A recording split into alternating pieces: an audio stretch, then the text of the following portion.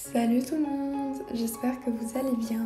Aujourd'hui on se retrouve pour une toute nouvelle vidéo où je vais vous faire le tuto de ce dessin. Du coup je commence par faire le quadrillage. Donc sur ma feuille, la longueur ça va être 20 cm et la largeur 14 et 2 cm de carreau. Le quadrillage doit être vraiment simple à effacer, du coup je vous conseille d'utiliser un crayon graphique sec, du coup du 3H OHB. Et c'est parti pour la réalisation du croquis. Du coup j'ai utilisé un crayon Faber-Castell Graphite 2H pour faire le croquis. Le croquis m'a pris plus ou moins 40-45 minutes à faire.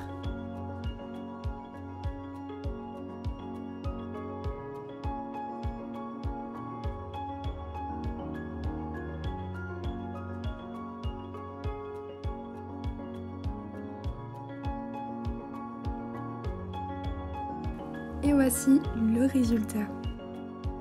Et maintenant, c'est l'étape la plus ennuyante à faire, devoir effacer tout le quadrillage. Du coup, pour ceci, je vais venir prendre une gomme dure et plusieurs gommes de précision.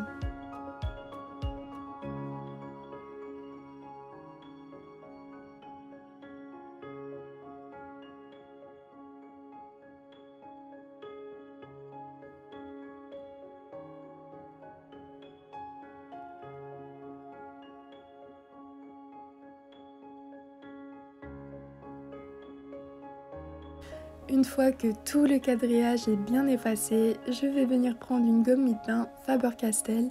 Du coup, pour ceux qui ne savent pas ce que c'est une gomme mie-de-pain, c'est une sorte de gomme assez extensible, si je peux dire ça comme ça, un peu comme de la pâte à fixe, qui va vous permettre d'atténuer les traits de construction à votre dessin.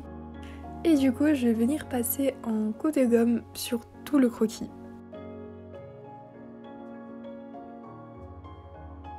Et voilà ce que ça rend, donc on voit beaucoup moins les traits. Pour ce dessin, je vais venir faire une base au feutre à alcool qui n'est pas du tout obligatoire. Du coup, je vais venir utiliser un Pro Marker R666 et un Aqua Marker 120. Si vous avez des feutres à alcool chez vous, je vous conseille fortement de faire une base au Pro Marker, tout simplement parce que ça va rendre le dessin encore plus réaliste, il y aura beaucoup plus de contraste, ce sera beaucoup plus cool à colorier par-dessus. Mais si vous n'en avez pas, ne vous inquiétez pas, ce n'est pas grave du tout.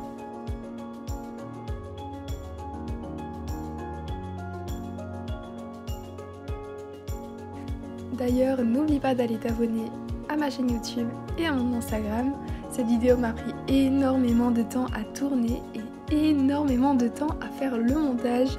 Du coup, si tu pourrais liker, ça me ferait super plaisir.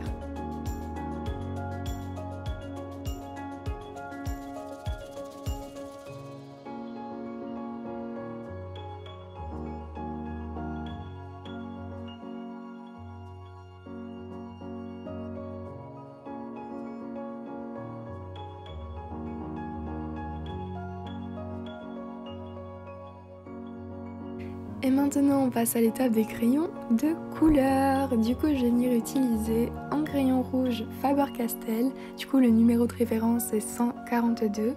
Je vais encore prendre un crayon rouge 40 luminance. Du coup le numéro de référence c'est 0,70. Et un rouge beaucoup plus foncé, toujours de la marque 40 le numéro c'est 585. Un crayon blanc 40 le numéro c'est 001. Et en noir 40 le numéro j'arrive pas à le lire mais c'est en noir. Je vais également avoir besoin d'un blender, ne vous inquiétez pas, je vous expliquerai à quoi il sert.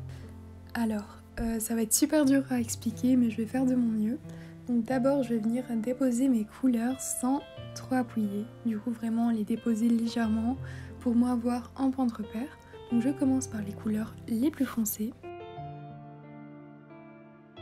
Ensuite, avec mon crayon noir, je vais repasser les contours. Et ensuite, je vais venir continuer à faire mes mélanges de couleurs, du coup, du plus foncé au plus clair.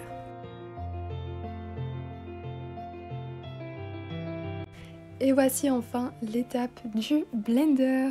Du coup, je vais vous expliquer à quoi il sert. En fait, ça va vous permettre de mélanger les couleurs entre elles beaucoup plus facilement. On ne verra pas les traces de crayon et tout ça. Donc voilà, si vous n'en avez pas, c'est pas grave du tout, hein. Ça changera quasiment rien au résultat de votre dessin. Donc ne vous tracassez pas.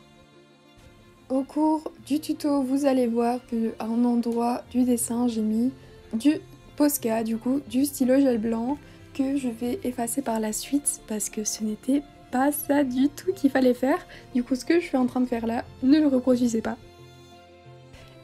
Et voilà, donc tout ce que vous avez écouté jusqu'à présent, je vais faire pareil sur tout le reste du rouge. Donc voilà, mes explications vont être exactement les mêmes que ceux auparavant. Donc je vais vous laisser avec les images.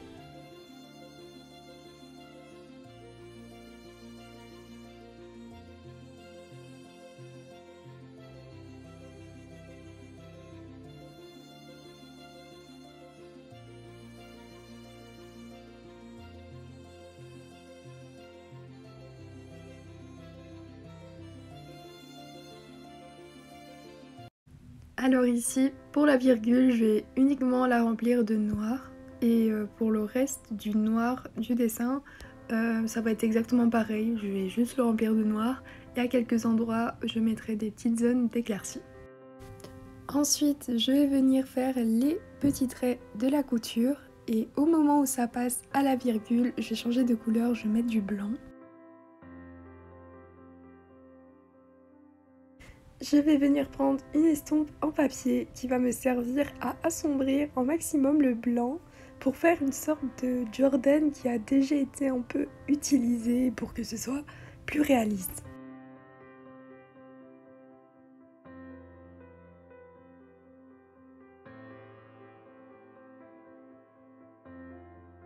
Et donc c'est parti, je vais venir faire la semelle de la Jordan. Du coup je vais repasser tous les contours en noir, je vais venir passer un coup d'estompe et en dessous je vais venir mettre du noir pour faire plus réaliste.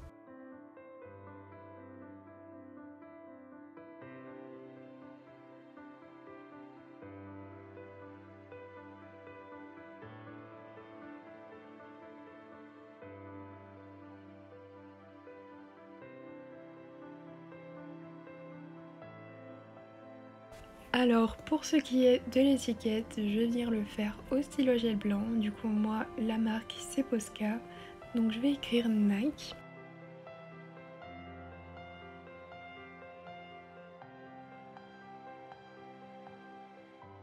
Là ici je vais revenir prendre mon estompe et je vais venir refaire les ombres.